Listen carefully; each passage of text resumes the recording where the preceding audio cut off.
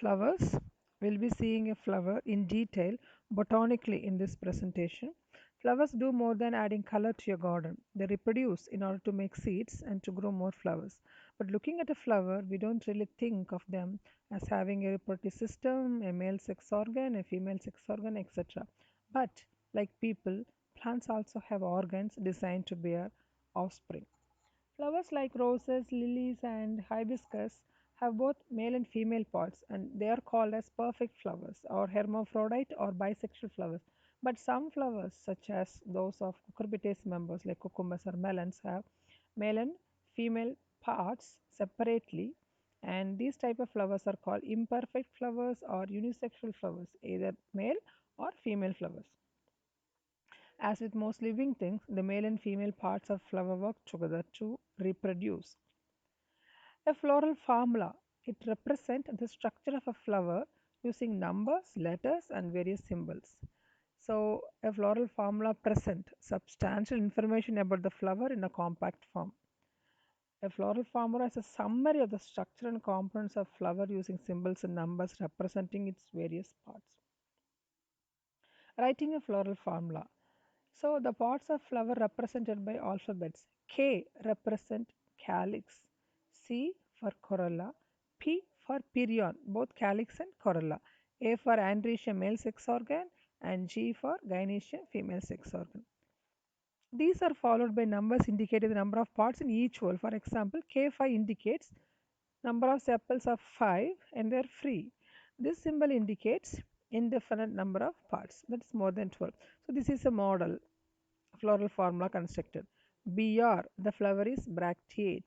BRL, bracteolate flower, actinomorphic. Outer wall calyx is made up of 5 sepals which are united, so gamosepalous. The next wall, corolla, is made up of 5 petals which are free, so this is polypetalous. Androecium is numerous, but the stamens are united. Gynoecium is 5 united, so pentacarpellary syncarpus. Now a floral diagram. This is a graphic representation of flower structure. It shows the number of organ, the arrangement, fusion, etc. So this flower is represented like this. So this axis is represented as a small round here, and this is the outermost wall, sepal, 5 sepals united. Next is petals, 5 petals united, 5 anthers free. Each anther is opposite to sepal, and in the center is 5 carpels united, pentacarpellary syncarpus. And the important portion in drawing a floral diagram is this axis. So for this flower, definitely we need to represent the axis like this. But if we draw the diagram of a terminal flower, there is no axis beyond this flower. So in such case, we are not supposed to put this structure. So this is an LS of a mature flower showing a pedicel. Pedicel is a stalk of a flower, whereas peduncle is a stalk of an inflorescence. This is outermost whorl, calyx made up of sepals, and this is the floral axis. And next is corolla, petals, and this is stamen, androecium, and then gynoecium. Gynoecium is made up of 3 parts: ovary, style, and stigma, whereas androecium is 2. A stamen is made up of anther and filament. Now we'll see each whorl of a flower in detail. So what is a calyx? Calyx is the outermost whorl of a flower, usually green in color, not always, and it protects all the other floral parts in bud condition. So these are the example of green calyx, and the plural, in plural it is calyces. So it encloses petals and protects all the other parts also. Usually sepals are the same number as the petals, and in some species sepals are also colored, and like lilies they are colored and designed, and they are called as tepals. This is a tepal of a lily. And pappus is a modified calyx, like a tuft of hairs or bristles or silky hairs. So these hairy structure help in the dispersal of a fruit, like Tridex procumbens, and in some seeds we see parachute-like hairy structures. They are all actually pappus. So, in a floral diagram, this pappus is represented like this. Okay, pappus. The second word is corolla, made up of petals. These are all modified leaves that serve the reproductive parts. Usually, the calyx and corolla are non-essential part of a flower, and androecium and gynoecium are the essential parts. Essentiality is on the basis of sexual reproduction. So, corolla and petals are usually brightly colored and non-green and unusually shaped to attract pollinators. Together, all the petals of a flower constitute a corolla. So, this is a corolla. So, petals constitute corolla, sepals constitute calyx, and perianth both petals and sepals. Third essential whorl is androecium, made up of stamens, as petals are the units of corolla, calyx is made up of sepals, stamens constitute the third whorl, androecium. A stamen is made up of two parts, anther lobe connected by a sterile stalk called filament. Usually, the arrangement and number of stamens is important in the classification of flowering plants. Usually, the anther is two-lobe, dithecous. Each lobe is called as a theca, and these lobes are connected by a connective tissue. And the number of stamens is usually equal to number of petals. See, 3 plus 3, 6 petals, 6 anthers, but not always. In some plant families like Cactaceae, Ranunculaceae, and Rosaceae, numerous stamens are present, and orchids have only one or two. So, if an orchid is having only one stamen, it is called as monandrous. The two are called as diandrous. So, a flower with only stamens and no gynoecium is called as androecious or male flower. A flower without stamens and having only carpels is called gynoecious, female flower. Lily flower. So, these are the anther lobes in red, and these are the filaments, sterile filaments. So, these are the two lobes. Each lobe is called as theca. One lobe is having two sporangia. So, a dithecous anther is having four sporangia, and there are monothecous anthers are also present like hibiscus. See, this is a monothecous anther of a hibiscus. The dehisced monothecous anther is releasing pollen grains. So, this is a representation of how the filament is fixed with the anther lobe. This is basifixed. Filament is basally fixed in the basal side of a anther lobe. This is adnate. The connective separates and extends towards the tip. This is dorsifixed. Versatilis loosely arranged. Divergent completely separated lobes.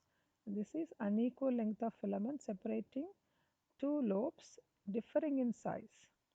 So this is a dorsal view of a stamen. This is central view. These are theca, this is filament, and this is connective. These are microscopic photographs of pollen grains. How beautiful they are. This is the picture of cucumber pollen grains in green color. These are also pollen grains. So functions, we know this. Petals attract insects, sepals protects the bud, petiole is the stalk of the leaf, and pedicel is the stalk of a flower. Nectary produces nectar, and insects are attracted by this and they pollinate while drinking the nectar. Stamen male reproductive and produce pollen. Anther contains pollen sacs. Filaments support the anther. Carpel is a female reproductive part. It consists of stigma, style, and ovary.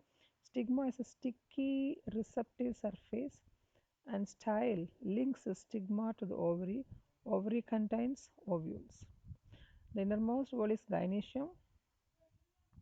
There are plants with one carpel, monocarpellary, and plants with many carpels, multicarpellary. A carpel typically has three parts: stigma, ovary, and style. And this is responsible. Stigma is responsible for pollination, and the ovary is responsible for determining the number of carpels in a plant. So, this is a carpel or a pistil. Stigma, style, ovary. This is, you can see the transferred pollen grains during pollination. The sticky surface of the stigma receives it and holds it. This is an example of daffodil pistil, stigma, style, LS ovary. We'll see the other structures of a flower. A bract is a modified leaf, a typically small with a flower or flower cluster inflorescence in its axil. This is very important. A bract is in the axil, and sometimes they are larger and showy, brightly colored than the true flower, as in poinsettia and bougainvillea. In in such cases, the true flowers are comparatively inconspicuous. You can see this. So these red and white portions are bracts, and this central portion shows the cluster of inconspicuous flowers like this. This white portion is the flower, and this deep pink is known as the bract. Bracts are often different from foliage leaves. They may be smaller, larger, different color, shape, and texture. Typically, they also look different from the parts of flowers, such as petals and sepals. So, a flower having bract is known as bracteate flower, and a flower having bracteo is known as bracteolate. Like this, a flower without bract is ebracteate, without bracteole, ebracteole. So, see, this is a bract, and there are two structures. Near the axil is bract, smaller than this, very near to the flower is bracteole. So, bract occurs in the base of the flower, single bract. Bracteoles, generally two, occurs on the pedicel of a flower. See, bracteoles, this is a floral bract, this is a leafy bract. The involucre is a ring of flower, a whorl of bract, like a ring in a compound umbel. So this is involucre, the primary peduncle, whereas the secondary peduncle ends in the secondary bract. This is known as involucre. See, umbellacea, compound umbel. This structure is in the end of the primary peduncle known as involucre. These are secondary bracts in the secondary peduncle known as involucre. Now in epicalyx. An epicalyx is a structure which is also called as episepal, which is present below the calyx. It is very common in hibiscus and malvaceae family. So this is calyx, this is epicalyx. So epicalyx and calyx. Now we'll see few variations of bracts. In grasses, the bracts are papery and called as lemma and palea and glooms, and these bracts form the shaft which is removed from the grain during threshing and winnowing. And a profile is present in the grass species like this. And in Euphorbia milli variety vulcani, these red showy portions are actually pink, pinkish cyathophylls. They are not petals actually. These are the flowers. And we all know a very common example. This is a bract of a banana which surrounds a row of flowers. And in dogwood species, Coronus florida, these are flower clusters, inconspicuous, whereas these white showy four portions are the bracts. So in the next presentation, we will be seeing how to construct different types of floral formulas. Thank you.